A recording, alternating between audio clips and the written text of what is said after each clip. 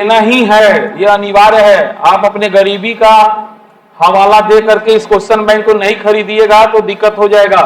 पढ़ाई करने के लिए संसाधन का होना जरूरी है, कुछ मिनिमम कम से कम जो बेसिक होता है ना उसका होना बहुत जरूरी है ना। एसएससी सामान्य अध्ययन के नाम से आता है और घटना चक्र पब्लिकेशन हुआ है ना, इसका क्वेश्चन बैंक ले लीजिएगा। इसमें आपको सब्जेक्ट वाइज और सब्जेक्ट में टॉपिक वाइज भरसक कोशिश किया है। एक ही किताब में सारा क्वेश्चन है। जिनका जीडी का एग्जाम होगा, होने वाला है लगभग 1-1.5 महीना के अंदर में, वो लोग इसको घोर के पी जाइए। कोई मास्टर कोई टीचर के यहाँ जाने की जरूरत नहीं है, क्योंकि वो आपको 45 दिन में नहीं पढ़ा सकता है। आप इस बात को मान लीजिए। अब जिन जो शुरू से पढ़ रहे हैं, कुछ 2-4 टॉपिक बाकी है, वो लोग पढ़ सकते हैं, लेकिन जो नया शुरू करना चाहते हैं तो ऐसे भी आपका होने वाला है नहीं। तो आप क्या कीजिएगा, रिस्क लीजिएगा। तो रिस्क लेना है तो हम बता रहे हैं सही जगह लीजिए। यहाँ पे 75% चांस है कि सही हो जाएगा। ठीक है, जो भी जीडी का तैयारी कर रहे होंगे पर्सनली आके हमसे मिलिएगा। हम जानते हैं बहुत से लोग फॉर्म डाले हुए हैं, बिल्कुल डालना चाहिए, लेकिन तैयारी करके डालना चाहिए। भीड़ का हिस्सा मत बनिए। तो ये जो भी लोग जीडी का फॉर्म डाले हुए हैं वो लोग इसको आज से याद कर जाइए। अगर 25 क्वेश्चन में 20 क्वेश्चन यहां से नहीं आएगा तो कहिएगा। बहुत होता है, बहुत होता है ना। वो भी लाइएगा क्वेश्चन बैंक, हम टिक मार्क कर देंगे कि इसमें ये टॉपिक पढ़ जाइए, तो उससे ज्यादातर सवाल आएगा। ठीक है, तो पहला चीज ये है। दूसरा, ये आपको ऐसा नहीं है जीडी के लिए ही है, आप किसी भी तरह का, इससे यूपीएससी से सवाल भी आता है, क्योंकि क्या है ये बेसिक है ना। अंडर ग्रेजुएट या ग्रेजुएशन लेवल पे थोड़ा सा हायर एग्जाम होता है, ग्रुप सी लेवल तक का, तो इसमें आपको सवाल मिल जाता है। इसको बना लीजिए। उसके बाद बनाइएगा IAS PCS के नाम से घटना चक्र का ही आता है क्वेश्चन बैंक। ये सब क्या है, क्वेश्चन बैंक है, याद रखिएगा। ये कोई प्रैक्टिस सेट नहीं है। आप इसको प्रैक्टिस सेट के रूप में भी समझ के बना सकते हैं। जैसे टॉपिक पढ़ा है वहां पे प्रैक्टिस से ना करना है तो पूछा हुआ सवाल बनाइए ना। सैकड़ों की संख्या में मिल जाएगा आपको, हजारों की संख्या में। आप इसी को बनाइए, इसी को प्रैक्टिस सेट समझ के बनाइए, और इससे सवाल रिपीट होता है, ये भी बता देते हैं। ठीक है ना। अरे 5 से 10% नया क्वेश्चन बनता है, 90% तो किसी न किसी एग्जाम में आयल है, वही पूछता है। और सबसे बढ़िया आपको डायरेक्शन हम दे दिए। इसका जो है घटना चक्र का 4 किताब सब्जेक्ट वाइज आता है, हर विषय का अलग अलग आता है ना। तो हमने बताया आपको सबसे पहले एक भारतीय राज्य व्यवस्था ले लेना है। ठीक है, दूसरा आपको भूगोल पढ़ा रहे हैं, ले लीजिएगा। तीसरा में इतिहास इसका बढ़िया है, बहुत बढ़िया है। और चौथा इसका विज्ञान तो पूछिए मत। कोई एक किताब अगर कोई कहे कि सर कोई रामबन किताब बताइए जिससे विज्ञान से 80% सवाल टकरा जाए, तो ये किताब है। आप नहीं पढ़ रहे हैं इसका मतलब नहीं है कि दुनिया के लोग नहीं पढ़ रहे हैं। पढ़ने वाले सही जगह। देखिए, पीटी निकालना स्ट्रेटजी होता है, नॉलेज से ज्यादा रणनीति मायने रखता है पीटी निकालने में। क्योंकि पीटी जो है अथाह सागर है, बहुत सारे तथ्य हैं, तो कम से कम तथ्यों को पढ़ के कैसे विज्ञान से हम बता रहे हैं ना आपको, कोई भी एग्जाम हो और इसे सवाल मिला लीजिएगा, आपको 75 to 80% क्वेश्चन हूबहू आ जाता है इससे। इतिहास से 75% to 80% आता है। ये बोले ना कि इसको घोर के पी जाइए, ये और ये हम पढ़ाएंगे, घोर के आसान हो जाएगा, ये बनाना आसान हो जाएगा। एक टॉपिक पढ़ा दी, जाके बनाइए, देखिए कितना मजा आ रहा है। खाली उलटना है बस, कॉन्फिडेंस भी बढ़ जाएगा कि हमसे आईएएस का सवाल बन रहा है कि नहीं। तो जैसे जैसे आपका कॉन्फिडेंस बढ़ेगा वैसे वैसे आपका लक्ष्य भी बड़ा होता जाएगा, है ना। बिना नॉलेज का तो कॉन्फिडेंस आता ही नहीं है। अभी आप ग्रुप डी का भी सोच रहे हैं तो पाप कर रहे हैं, क्योंकि आपके पास वैसा एबिलिटी है ही नहीं। ठीक है, तो ये 4 क्वेश्चन बैंक है, इसको अपने समझ के हिसाब से खरीद लीजिएगा, है ना, और इसी से प्रैक्टिस कीजिएगा। मनगढ़ंत सवाल बनाने से कोई फायदा नहीं है। हम लोग का जो मेमोरी पावर है वो लिमिटेड है, एक निश्चित समय तक ही याद रहता है। इसीलिए कम चीज पढ़ना है, बार बार पढ़ना है, बस इतना ही पढ़िए। इतना क्लास नोट्स और जो अंडर ग्रेजुएट हैं उनके लिए एक एक किताब हम बताते चलते हैं, बस इतना पढ़ते रहिए। और आप आईएएस का ख्वाब देखना है देखिए, लेकिन इतना कंप्लीट करने के बाद में। ठीक है, चलिए शुरू किया जाए। थोड़ा सा बाकी है तथ्य को भरना, पहले उसको भर लिया जाए, फिर अगला टॉपिक आज हम लोग शुरू करेंगे। पेज नंबर बोला जाए ना, कहां तक? Page number 27। हाँ, राष्ट्रीय पशु ना, राष्ट्रीय पशु क्या है, भर लीजिए भाग। बाघ के बारे में कुछ जानकारी दे दिए हैं। अपनी शालीनता, दृढ़ता, फुर्ती और अपार शक्ति के लिए बाघ को राष्ट्रीय पशु कहलाने का गौरव हासिल है। देश में बाघों की घटती हुई संख्या की प्रवृत्ति को रोकने के लिए अप्रैल 1973 से ये वीवीआई है, बीपीएससी यूपीएससी वालों के लिए बाघ परियोजना कब शुरू किया गया था? अप्रैल 1973 में शुरू किया गया था, ध्यान में रखिएगा। जिसके अंतर्गत देश में अब तक 27 गो बाघ अभ्यारण्य स्थापित किया जा चुका है। बाघ परियोजना शुरू किया गया कब? 73 में। उसके अंतर्गत कौन गो बाघ अभ्यारण्य? अभ्यारण्य का मतलब ध्यान दीजिएगा, जहां एक ऐसा इन्वायरमेंट क्रिएट किया जाता है जो नेचुरल हो और उसमें पशु को रखा जाता है ना। जैसे चिड़ियाघर से आप समझ सकते हैं, है ना। बहुत ऐसा अभ्यारण्य होता है जहां पे घूमना अलाउड नहीं होता है अंदर में। चिड़ियाघर में थोड़ा सुविधा दे दिया जाता है कि अंदर में भी आप, लेकिन उसको क्या होता है, चारों तरफ से एक तरह से मतलब घेरा भी नहीं जाता है, लेकिन संरक्षित कर दिया जाता है, सुरक्षित कर दिया जाता है ना। तो सब चीज को अभ्यारण्य बोला जाता है, ठीक है। चलिए नेक्स्ट है राष्ट्रीय पक्षी। बिल्कुल, मयूर, मोर या मयूर, मयूर भर लीजिए। मयूर भारतीय वन्य प्राणी सुरक्षा अधिनियम 1972 के अंतर्गत इसे पूर्ण संरक्षण प्राप्त है। चलिए राष्ट्रीय पुष्प क्या है? कमल। राष्ट्रीय पुष्प कमल है। उसका राष्ट्रीय वृक्ष बरगद। राष्ट्रीय वृक्ष क्या है? बरगद है। राष्ट्रीय फल आम है। देखिए बहुत छोटी छोटी जानकारी भी हमने आपको दिया है ना, क्योंकि यहां से सवाल आता है ना। जैसे ग्रुप डी वगैरह में आ जाएगा आपको, है ना, और भी बहुत सारा ये एसएससी जीडी वगैरह में आ जाएगा, है ना। ये सब सवाल वहां से आता है जनरल कभी कभी, ठीक है। क्या क्या बोल रही है? कौन चीज? पीपल नहीं, पीपल बरगद हो गया है। पीपल कुछ किताब में पीपल देता है ना, वो बरगद सही जवाब है। बिल्कुल, पीपल मेरे नोट्स में भी है, लेकिन वो चेंज होके बरगद हो गया है, ध्यान रखिएगा। चलिए नेक्स्ट है राष्ट्रीय फल आम है। अब आम के बारे में 2 पॉइंट है, ध्यान दीजिएगा। अलेक्जेंडर एवं चीनी यात्री वेनसांग ने भी इसका स्वाद चखा और सराहा। अलेक्जेंडर जब भारत आया और वेनसांग, तो उसने आम खाया, कहा भाई गजब का फल है ये तो, है ना। दूसरा वीवीआई है, मुगल बादशाह अकबर ने दरभंगा में, अपने बिहार में, है ना, 10,000 आम का पेड़ लगवाया था, जिसे लक्खी बाग के रूप में जाना जाता है। लक्खी बाग, है ना, अकबर ने लगवाया था। चलिए राष्ट्रीय नदी गंगा। राष्ट्रीय नदी क्या है? गंगा। अब एक लास्ट पॉइंट है, बहुत से लोगों को इस चीज को लेकर कंफ्यूजन था। हम बोलते हैं, देखिए आपके पूछने से हम नहीं बताएंगे, जितना जरूरी है उतना हम बताएंगे। अब तो नोट्स मिल गया है, आप देखिए इसमें दिया हुआ है कि नहीं। संविधान सभा में सदस्यों की संख्या, संविधान सभा में सदस्यों की संख्या को लेकर के इसका एक जवाब नहीं होता है, क्योंकि आप जानते हैं कि जिस समय संविधान सभा का गठन हुआ उस समय देश गुलाम था, अविभाजित था। मतलब विभाजन भारत का हुआ था क्या? नहीं हुआ था ना। तो उस समय स्वाभाविक है कि सदस्य संख्या क्या होगा? ज्यादा होगा। फिर विभाजन के बाद देखा जाएगा, और फिर एक बार लास्टली पुनर्गठन किया गया, है ना। तो 3 इसका क्वेश्चन बनता है, 3 को क्वेश्चन है, इसलिए इसको खूब सावधानी से बनाना पड़ता है। जब कुछ नहीं दे, बोले संविधान सभा के सदस्य संख्या कितनी थी, तो स्वाभाविक वो पूछ रहा है कि गठन मैंने जब शुरुआत हुआ उस समय पूछा, तो उसमें भी देसी रियासत से कितने थे, ब्रिटिश प्रांत से कितने थे, और भी कई प्रकार में वर्गीकरण है। तो एक एक चीज आपको यूपीएससी लेवल तक काम तोड़ के दे दिए हैं। केवल मोटे तौर पे आप जनरल कंपटीशन वाले याद रख सकते हैं। जैसे पहला पॉइंट देखिए, मूल रूप से गठित संविधान सभा में कुल कितने सदस्य थे? 389 थे। बिल्कुल ठीक है ना, ध्यान दीजिएगा, एक मिनट लिखा रहे हैं। तो मूल रूप से गठित का मतलब समझ गए कि जो संविधान सभा की बैठक 9 दिसंबर 1946 को हुआ था, उसमें कितने लोगों का चुना गया था? ठीक है ना, 389 लोगों को चुना गया था। अब 389 में ब्रिटिश प्रांत से कितने थे, चीफ कमिश्नरी से कितने थे, देसी रियासत से कितने थे?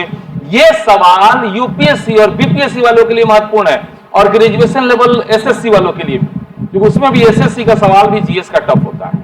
हम पहले बता रहे, आप यूपीएससी का पैटर्न को फॉलो करता है एसएससी ग्रेजुएशन लेवल, इसलिए उसको कम मत आती है। इसीलिए हमने क्या किया, सबको साथ पढ़ाते। क्यों पढ़ाते? हमको पता है मान लिया पूछ ही देगा कि मूल रूप से गठित संविधान सभा में चीफ कमिश्नरी से कितने लोग थे, तो आप जाके कलर कर दिए काहे पूछ ले, अरे इतना भारी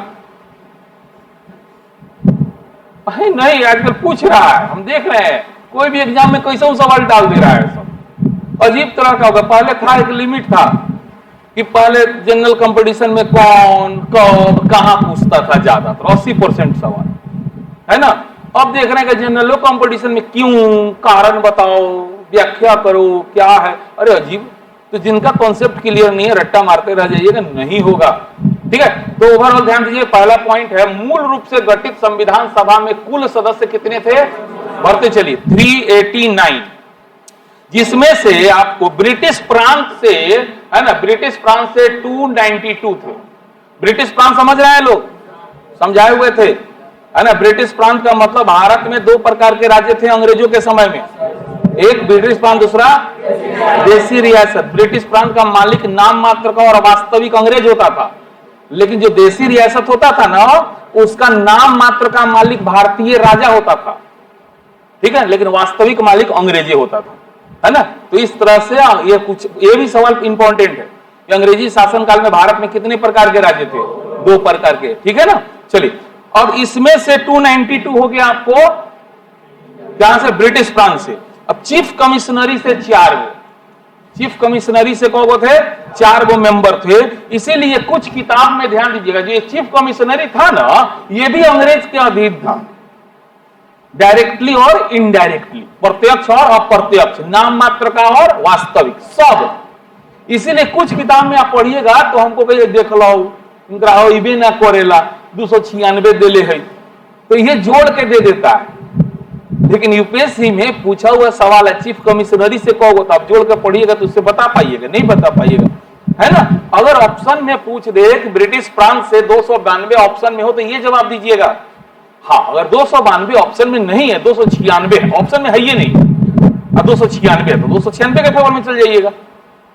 बात समझ रहे हैं मेरा, ठीक है ना। आप किताब अपना गाइड वाइड उल्टिएगा तो आपको 296 मिलेगा, समझ लीजिएगा कैसे मिला, वो शॉर्टकट मार दिया है ना। 292 + 4, क्योंकि राज्य तो दो ही प्रकार का था, तो नो डाउट, लेकिन थोड़ा सा चीफ कमिश्नरी का मतलब होता है एक विशेष जोन बना दिया गया था, है ना। और वहां से कितने लोगों का चयन किया गया था, 4 लोगों का। अब बचा देसी रियासत, तो देसी रियासत से कितने थे, 93, देसी रियासत से कितने थे, 93, और इस तरह जोड़िएगा तो आपको 389 हो जाना चाहिए।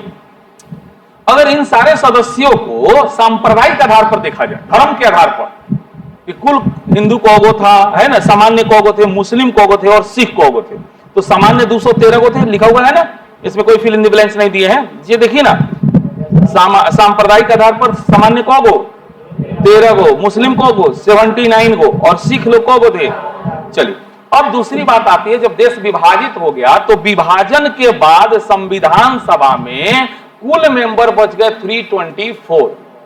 बढ़िए, विभाजन के बाद भारतीय संविधान सभा में कुल सदस्य कितने बच गए, 324, जिसमें से 235 गो, बढ़िएगा, 235 गो प्रांत से और 89 गो हो गया आपको देसी रियासत से।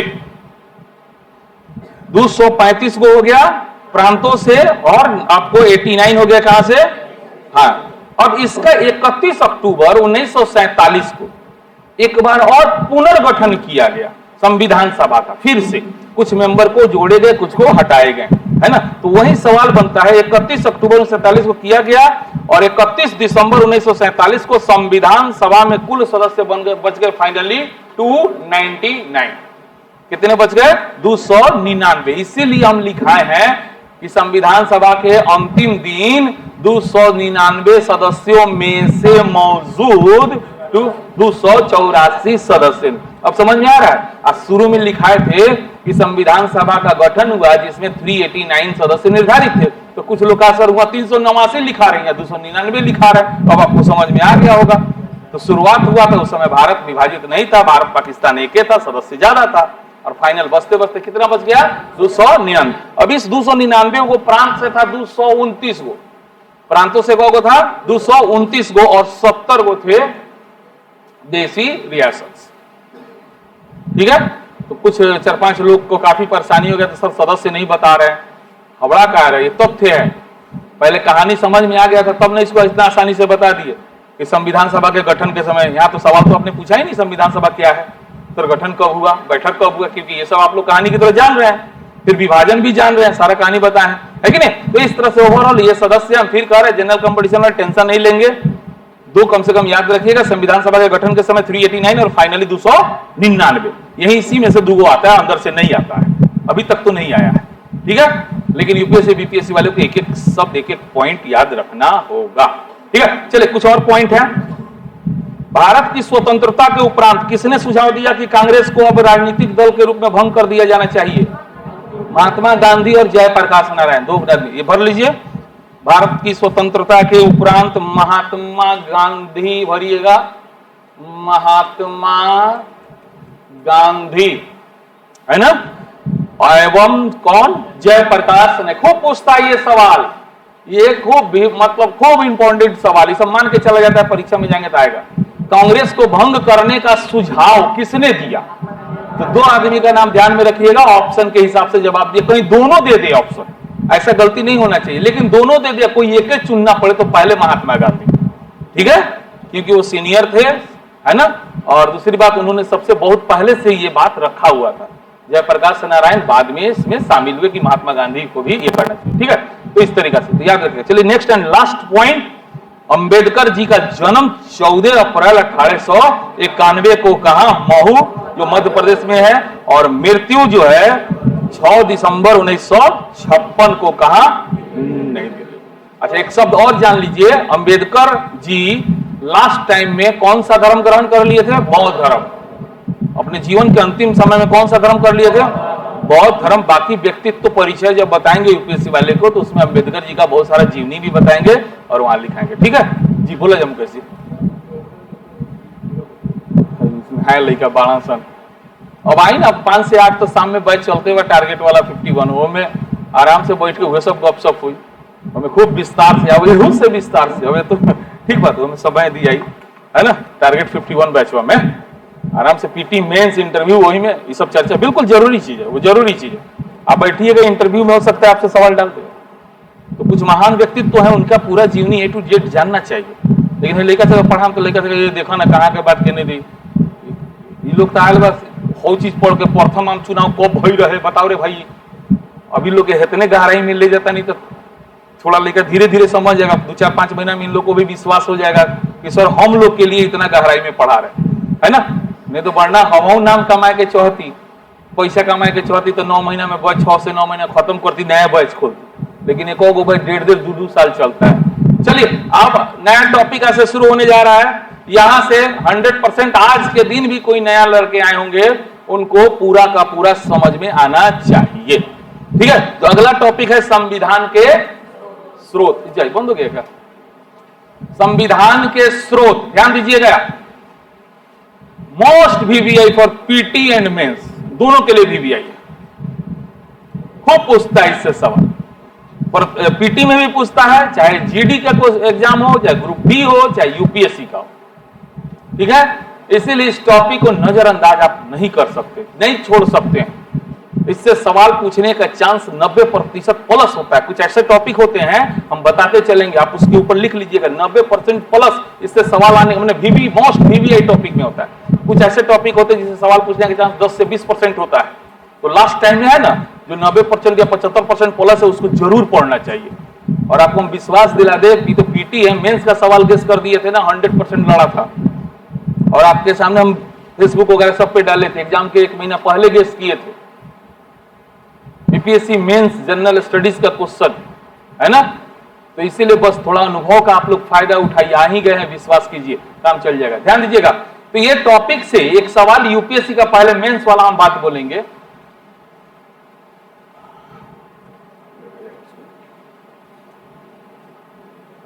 पूछा भारतीय संविधान के स्रोत क्या क्या हैं, टिप्पणी करें, है ना। ये 10 नंबर का सवाल था हम लोग के समय, जो है ना यूपीएससी मेंस में 2 नंबर, 10 नंबर, 20 नंबर, 50 नंबर का सवाल आता था, 2-2 नंबर का सवाल आता था।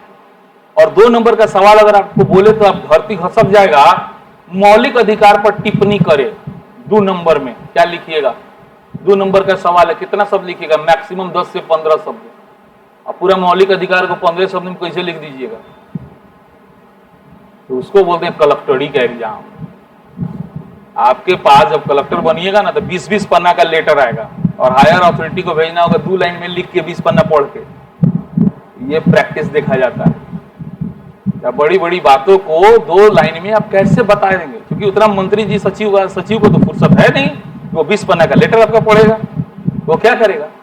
वो आप 2 लाइन लिख करके रिकमेंड कर दीजिए, वो 2 लाइन देखेगा, समझ में आ जाएगा 20 पन्ना में क्या लिखा हुआ है। ये प्रैक्टिस होता है। यूपीएससी बहुत प्रैक्टिकल एग्जाम है, जो आपको आगे जरूरत हो वो अभी टेस्ट कर लेता है। अब वैसे ही सवाल आया, भारतीय संविधान के स्रोत पर टिप्पणी करे, और ये सवाल 10 नंबर का था और आपको जान के आश्चर्य होगा, इतना सिंपल सवाल आपको सुन के लगा होगा कि तो हम लिख दे, हम एमे का बा। 75 से 80% विद्यार्थी को 2 नंबर आया 10 में, 6 नंबर प्लस बहुत कम लोग को आया था, इक्का दुक्का। देखिए, जैसे हम लोग के दिमाग में जाता है संविधान के स्रोत, तो हम लोग के दिमाग में आता है ब्रिटेन, अरे अमेरिका से का लेवल कर रहे, ब्रिटेन से का लेवल कर रहे, ये रट्टा मरले बनी आज हमनी के। हम भी भाई बता रहे हैं, हम भी नहीं जानते थे तब तक, नहीं जानते थे कनाडा से, आयरलैंड से, रूस से, जर्मनी से, दक्षिण अफ्रीका से हम लोग पढ़े हैं, रट्टा मारे हैं। तो हम लोग लिखे भारतीय संविधान के प्रमुख स्रोत निम्नलिखित है, नंबर 1 ब्रिटेन, नंबर 2 अमेरिका, ऐसे करके लिखने शुरू कर देंगे। अब ये बताइए कि ये आंसर ज्यादा सही है या अभी हम आपको जो समझाने जा रहे हैं खूब बढ़िया से समझिएगा, क्योंकि आजकल ऑब्जेक्टिव में भी ये कॉन्सेप्ट वो पूछ रहा है। जो भारतीय संविधान के स्रोत हैं, स्रोत का सबसे पहले मतलब समझिए। ये जो संविधान लिखा गया है ना, तो लिखने वाले ने कहां कहां से किस किस टाइप का बात इसमें शामिल किया है। ठीक है, बात समझ गए? तो जहां जहां से जिस जिस संस्था से, जिस जिस चीज से वे लोग प्रभावित हो करके इस संविधान को लिखे, उन सबको ना स्रोत में आप शामिल कीजिएगा। अब मान लिया गया बहुत ऐसा बात होता है जो सुनने में अच्छा लगता है, लेकिन आप उसको नहीं कर सकते।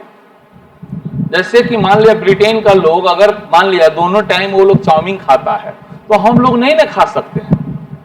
उनका स्ट्रक्चर बॉडी का अपना अलग है, उनका इन्वायरमेंट अलग है, क्लाइमेट अलग है ना। तो ठीक है भाई, आप फास्ट फूड खा लेते हैं, 2 मिनट आपको खाना बनाने में लगता है, हम लोग को 2 घंटा लगता है। फिर भी हम लोग को 2 घंटा कबूल है, क्यों? क्योंकि हम लोग को 2 मिनट वाला भोजन जो है वो खैला पियला के बाद ही अच्छा लगेगा, है कि नहीं? हम लोग भागल तकारी खा ले, शाम के टाइम में बाजार में गया तो भाई चाउमीन 1 प्लेट चाप लेंगे, फिर घर आएंगे तो फिर रोटी तकारी खोजेंगे, तो ना रोटी तकारी चाहिए, क्या है कि हम लोग का भोजन है ऐसा। तो सबसे पहली बात कि आप संविधान में कितनो अच्छा बात था विश्व में चाहे भारत में, लेकिन वो हम लोग के अनुकूल जब नहीं रहा होगा तो उसको शामिल किया जाएगा। आप हमको खूब सुंदर शॉर्ट दे दीजिए, गिफ्ट कर दीजिए, हीरा जड़ित, सोना चांदी जड़ित, और हमको फिटिंग नहीं आए, हम उसको पहनेंगे नहीं पहनेंगे, ले जाकर खूब सुंदर से रख देंगे।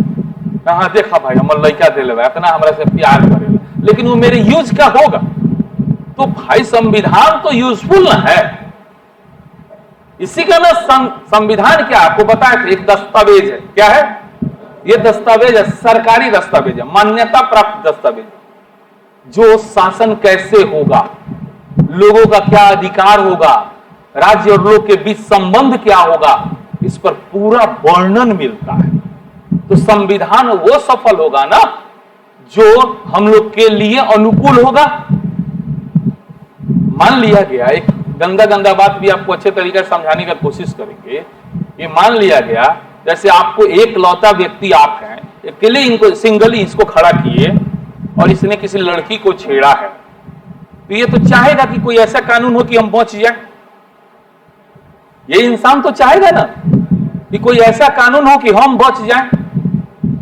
लेकिन जब हम इतने लोग को बैठा दिए और ये भी भाई साहब उसमें शामिल हैं, तो इनसे हम कहें कि भाई हम कानून बनाने जा रहे हैं, इसमें कोई भी लड़की को कोई छेड़ेगा उसको अपराध नहीं माना जाएगा, तो ये इंसान क्या बोलेगा? ना रे भाई हमरो बहिन बरे, मन में आई कि ना, कि हमरो बहिन बा से मने ऐसा थोड़े बाकी हमारा ला खाली तनी छोड़ दिया लोगन, बाकी लोग ला बना दे लोगन कानून, ऐसा हो सकता है। तो बहुत सारी मन की बातें होती है, वो मने में रह जाती है। क्यों? क्योंकि अगर उसको कानून का दर्जा दे दिया जाएगा तो उसका भी तो जीवन असुरक्षित हो जाएगा, उसके परिवार का जीवन असुरक्षित हो जाएगा। वो तो मने मने खुद सर हमारा बहिन नहीं खे तो भौजाई बन, तो नहीं खे तो माई बन। लड़की के मतलब खाली बहिने ना होला, मेहरारू ना होला, तो ओकरा से ऊपर उठी लोगन, है कि नहीं? तो ये इंसान जिसके मन में कुछ गलत था, लेकिन ये गलत क्या हुआ, सामाजिक दबाव में करना तैयार नहीं हुआ। बोला नहीं, एकदम कड़ा से कड़ा कानून बनाइए कि किसी की भी बेटी बहन को अगर छेड़ा जाए तो उसको अपराध माना जाए, उसको सजा दिया जाए। जबकि सबके मन में चोर रहेला कि हम कर ली, हमारा अपराध हो, सजा ना मिलो। लेकिन कानून तो अलग चीज होता है, समझ गए ना? कानून जो होता है ना, वो सामान्य इच्छा का परिणाम होता है। एक बात याद रखिएगा, सामान्य इच्छा, इच्छा दो प्रकार का होता है, एक व्यक्तिगत इच्छा, सामान्य इच्छा। एक व्यक्तिगत इच्छा का मतलब है कि हमरा ला तनी छूट मिल जाओ, हम हई करी, हम हऊ करी, हम हेंग रही, तो उससे कोई मतलब नहीं होता है कानून को, संविधान को। संविधान को मतलब क्या होता है, सामान्य इच्छा से मतलब होता है। आप समझे? तो ओवरऑल आप अभी तक ये समझने का कोशिश किए कि किसी भी देश का संविधान वहां के लोगों की इच्छाओं का परिणाम होता है। सबसे बड़ा बात, ये इच्छा पता कैसे चलेगा? ये इच्छा पता चलेगा उस देश के प्रथा से, उस देश की परंपरा से, उस देश के रीति रिवाज से। भारत में कोनो ऐसा कानून या संविधान ना बना है, ना बन सकता है जो छठ पर प्रतिबंध लगा दे, जो ईद पर प्रतिबंध लगा दे। बनेगा क्या? बनेगा तो हमने को मन में ना करे, आग लगा दे हमसे, वही दिन दंगा हो जाए देश में, हो जाए कि ना हो जाए? तो फिर ये छठ को मान्यता दिया है ये संविधान, तो क्यों दिया है? क्योंकि हम लोग को स्वीकार है, सिंपल है। उसने ईद को मान्यता दिया तो क्यों दिया? क्योंकि हमारे देश की परंपरा है, रीति रिवाज है। आप इसके विरुद्ध में कोई कानून, और एग्जाम्पल में आपको समझाए भी थे, पिछले साल छठ में नीतीश कुमार सरकार ने घोषणा किया कि छठ अपना अपना घर मनाए लोगन। तो हमनी के देह में आगल गर्मी, हमनी के फेसबुक लगी सन लिखे, भाई देखा नहीं कौना के हिम्मत बा घाट पर आवे के, आओ हमनी के मनाएम तो छठ घाटे पर। आ कोई नहीं सन मनइबो, कोई नहीं सन। आ पुलिसों वाला है, लेकिन भाई तो के रक्षा करे लायल बनी हो भाई, दौड़ के मारे। क्या है कि वहां पर अगर पुलिस वाला गलतियों से पूछ दी के आए घाट पे अइले तो ओकर तक घाट हमनी के ओकरा के घाट पे पहुंचा देती सब। क्या है कि हम लोग का क्या है, श्रद्धा है, रीति है, परंपरा है, उसके विरुद्ध में आप कुछ नहीं कर सकते, है ना? तो सबसे महत्वपूर्ण बात यह होता है, कोई भी देश का संविधान ऐसे ही टपका दिया जाता है कहीं से, आओ भाई टपका दो, वैसे नहीं ना होता है। देखा जाता है उस देश में सदियों से क्या चल रहा है, उसका सम्मान करना होगा, ठीक है? दूसरी सबसे महत्वपूर्ण बात, उस देश के इतिहास तय करता है।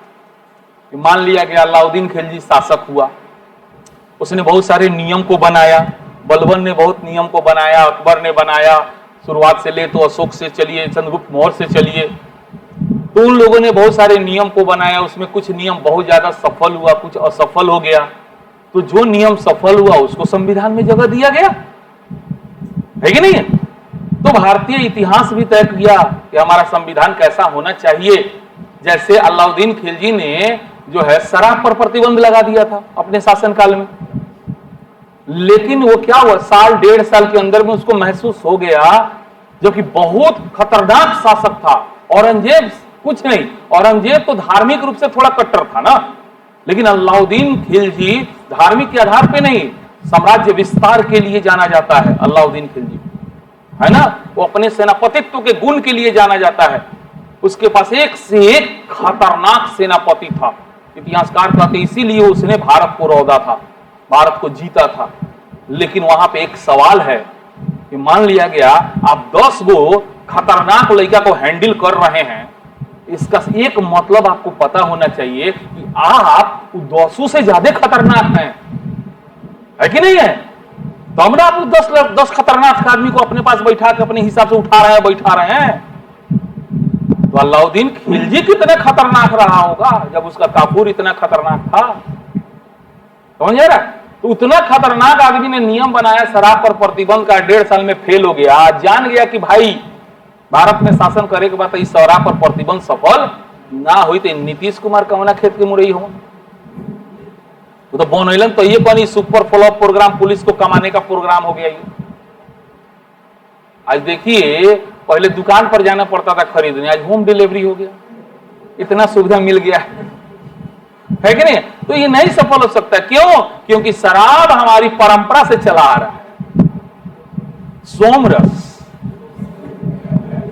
है कि नहीं? वो हमारी परंपरा से चला आ रहा है। कोई सोचेगा कि एक झटका में इसको खत्म कर दे, नहीं संभव है, नहीं संभव। आप देखिए ये सुनिए, पेपर पढ़े हुईगा कि शराब पर जैसे प्रतिबंध लगा था ना तो बहुत लोग क्या वो पागल हो रहा था, तो हॉस्पिटल में व्यवस्था किया गया, डॉक्टरी सुविधा दिया गया। एक दरोगा जी तो मर गए बेचारे, वो 2-3 दिन हो गया था पिए हुए एकदम ऐसे पगलाते पगलाते मर गए। ये अपना पकड़ी दियाल साइड के है ना।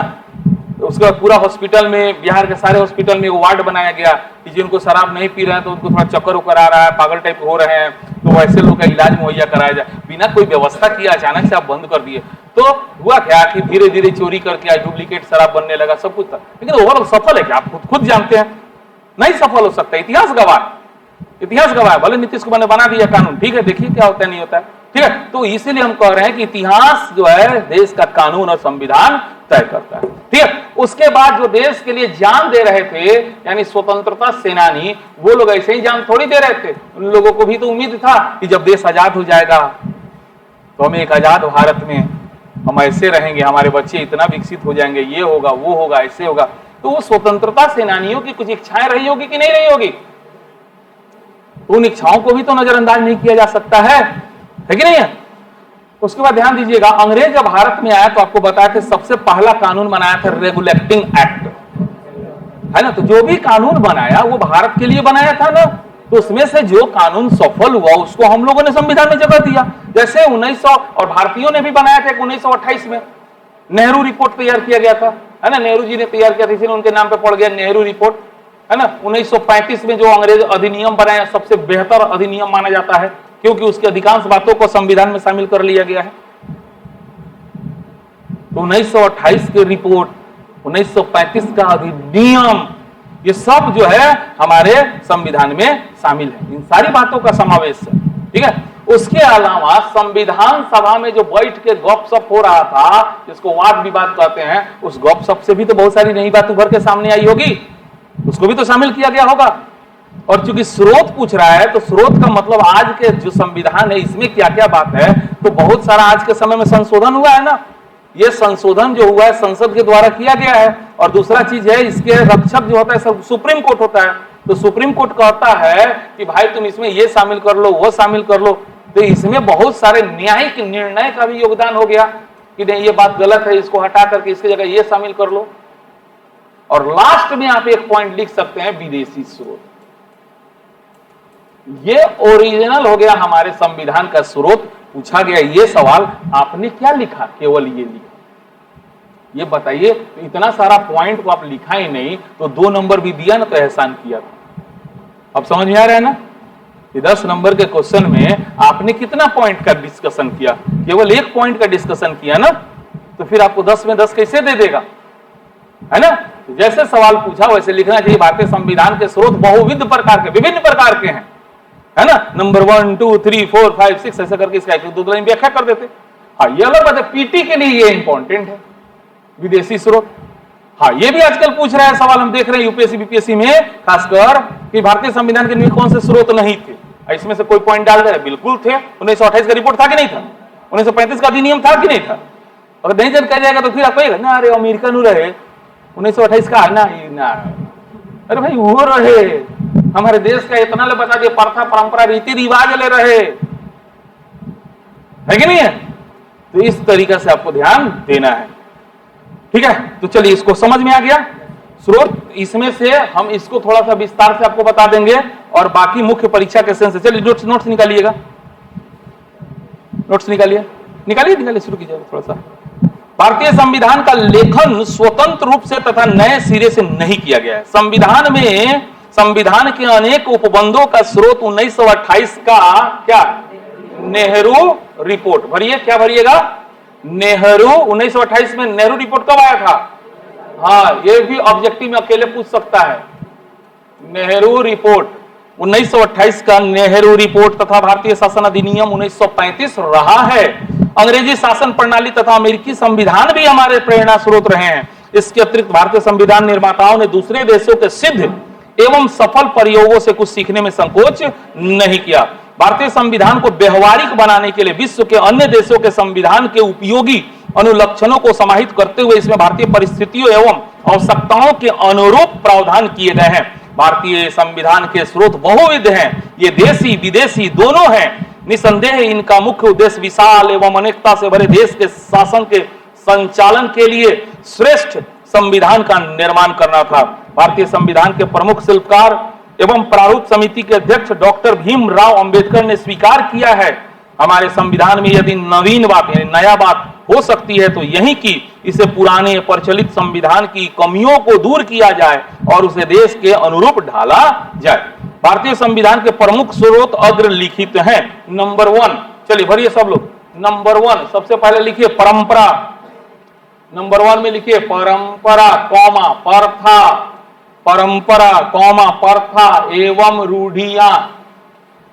परंपरा प्रथा एवं रूढ़ियां, परंपरा कौमा प्रथा एवं रूढ़ियां। ठीक है, दूसरा लिखिए स्वतंत्रता, स्वतंत्रता सेनानियों की इच्छाएं, स्वतंत्रता सेनानियों की इच्छाएं, स्वतंत्रता सेनानियों की इच्छाएं। तीसरा लिखिए विद्वानों के विचार, विद्वानों के विचार, विद्वानों के विचार, विद्वानों के विचार।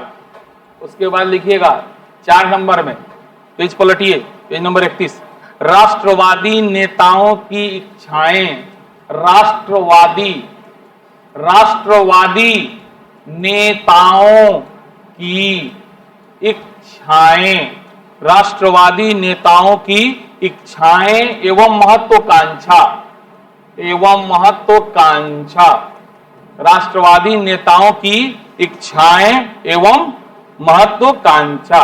5 नंबर में लिखिए पुराने संवैधानिक अधिनियम, पुराने संवैधानिक अधिनियम, पुराने संवैधानिक अधिनियम, पुराने संवैधानिक अधिनियम।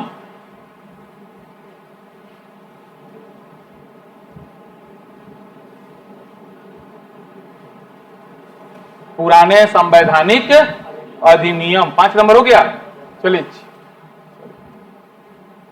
6 नंबर पे आइए। 6 ना पुराने, ये हो गया 1928 का नेहरू रिपोर्ट, 1928 का नेहरू रिपोर्ट, 1928 का नेहरू रिपोर्ट।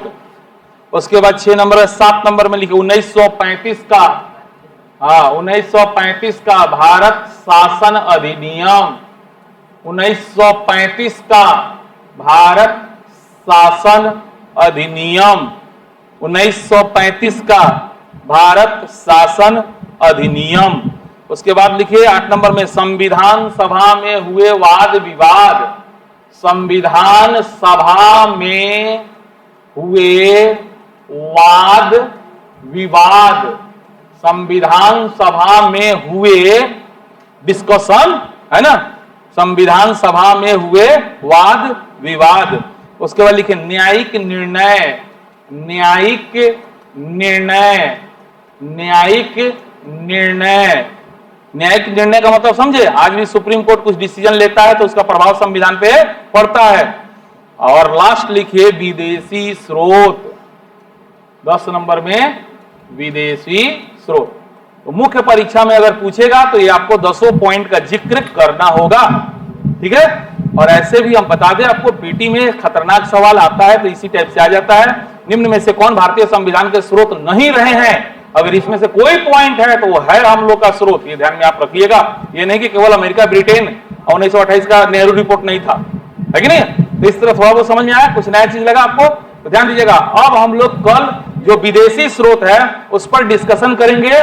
और दूसरी सबसे प्रमुख बात, ये जो संविधान सभा है उसने जो संविधान बनाया, उन पर आरोप है कि ये लोग एक बहुत बड़े चोर थे, उन लोग के पास कोई जानकारी नहीं था, इन्होंने कट एंड पेस्ट किया है भारत का संविधान, इन्होंने अपने मन से नहीं लिखा, इन लोगों को लूर उर नहीं था। ये लोग क्या किया, कुछ अमेरिका से चुरा लिया, कुछ ब्रिटेन से चुरा लिया। तो इस सब संविधान सभा चोरों का सभा था और यह एक उधार का संविधान है। ये जो आरोप है ये कितना सही है कितना गलत है, इस पर भी हम लोग कल डिस्कशन करेंगे। कल ये टॉपिक समाप्त भी हो जाएगा, है ना, और अगला टॉपिक शुरू भी हो जाएगा। ठीक है, थोड़ा ईमानदारी से रिवीजन करके आते रहिए आप लोग। ठीक है, आज के लिए इतना रहने दिया जाए, कल कंटिन्यू रहेगा।